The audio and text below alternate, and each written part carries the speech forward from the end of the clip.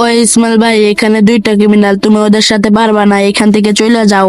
আমার জ্ঞান মাস্টার উঠতে আর অল্প একটু প্লাস লাগে, যেমনে পারো আমার তাড়াতাড়ি রিভাইভ দাও। আরে সমস্যা নাই, তুমি ভয় পাইতেছো কেন? আমি তো আছি, দাঁড়াও আমি ওদের সাথে টিম আপ করতেছি। এ ভাইয়া আসো, টিম আপ করো। আরে মাইরো না, টিম আপ করো, টিম আপ। হ্যাঁ ভাই, দেখছো ভাই কত সুন্দর টিম আপ কইরা নিছে।